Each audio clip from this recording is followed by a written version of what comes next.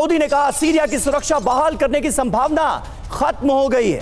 तो सऊदी अरब ने buffer zone पर कब्जे की निंदा की है और सीरिया की सुरक्षा बहाल करने की सभी संभावनाएं खत्म होने की बात उसकी तरफ से कही गई। और अहम खबर है, असद के गढ़ में पहुंच गए सीरियाई विद्रोही। असद के गढ़ तरतूस के सेंटर में विद्रोही पहुंच चुके हैं। तो पूरी तरह से विद्रोहियों का तमाम अहम सेंटर्स पर कब्जा हो चुका है। ये देखिए तस्वीरें, ये नई तस्वीरें सामने आई हैं। असद के गढ़ तरतूस के सेंटर में विद्रोहियों की मौजूदगी ये बता रही है कि अब सीरिया के राष्ट्रपति बशर अल असद से जुड़े हुए जो अहम संस्थान थे, जो अहम दफ्तर थे, उन पर पूरी तरह से विद्रोहियों का कब्जा है।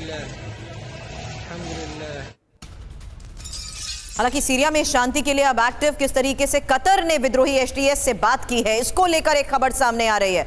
तो अब कतर भी इसको लेकर जिस तरीके से एक्टिव हो रहा है, सीरिया में शांति के लिए कतर ने विद्रोही एचटीएस से बात की है।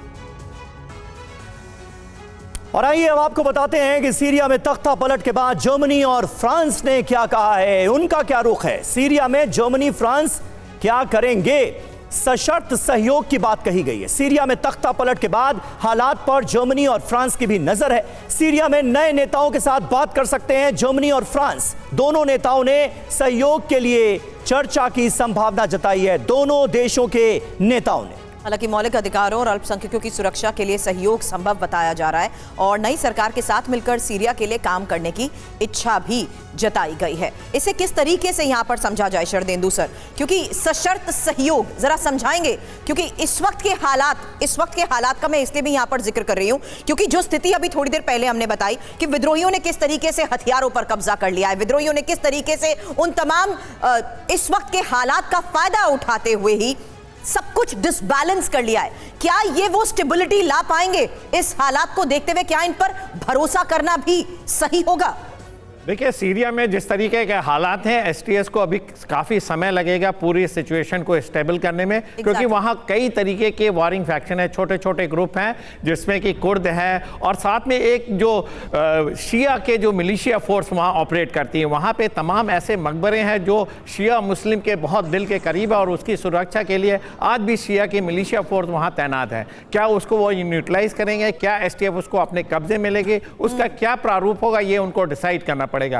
पहले तो ये गृह युद्ध की स्थिति से बाहर निकले, लॉ एंड ऑर्डर एस्टैब्लिश करें, अपनी सेना को रिवाइव करें और जो आपके जो गवर्निंग के जो वेरियस फैसेट्स हैं उसको लागू करें, जिसमें आप तमाम मिनिस्ट्री आप अपने लोगों की रक्षा कर सकें और इकोनॉमी और इकोनॉमिक डेवलपमेंट की तरफ चलें। जब फ्रांस और जर्मनी बोलता है कि सशस्त्र शर्तों के साथ ही वो इसको रिकॉग्नाइज करेंगे, तो मेरा मानना है कहीं ना कहीं वो जो फंडामेंटलिस्ट जो फोर्सेज हैं और जो डिसप्रोपोर्शनेट किलिंग चलती दूसरे सेक्ट की या डिफरेंट व्यूज की या कुर्द की, उस पे लागू करने की बात कर रहे हैं। क्योंकि आपको हिस्ट्री में जाना पड़ेगा, सीरिया एक समय फ्रांस की कॉलोनी हुआ करता था, यही उसका इंटरेस्ट बना हुआ कि यहाँ पे शांति आए। अगर एसटीएफ इसको करने में सक्सेसफुल हो जाता तो उनका समर्थन रहेगा, नहीं तो इसका भी हश्र वही होगा जैसे कि बाकी नॉन स्टेट एक्टर्स का है। इसमें कहीं ना कहीं अमेरिका एक बहुत बड़ी भूमिका निभा रहा है। इस नॉन स्टेट एक्टर को पूरी तरीके से फंड किया, हथियार दिया अमेरिका ने। और असद की जो सरकार थी, 54 साल की सरकार को 10 दिनों में ध्वस्त कर दिया गया। क्या सीरियन आर्मी का भी कनाइवेंस था एसटीएस के साथ, ये देखने वाली बात है। मेरा मानना है कि कहीं ना कहीं बिल्कुल, और ये अपने आप में बहुत महत्वपूर्ण है सर कि वो एसटीएस जिसे खुद अमेरिका ने टेररिस्ट ऑर्गेनाइजेशन घोषित किया हुआ है, अब उसी एसटीएस के सहारे सीरिया में हालात पटरी पर लाए जाने का दावा किया जा रहा है। असद के देश छोड़ने के बाद की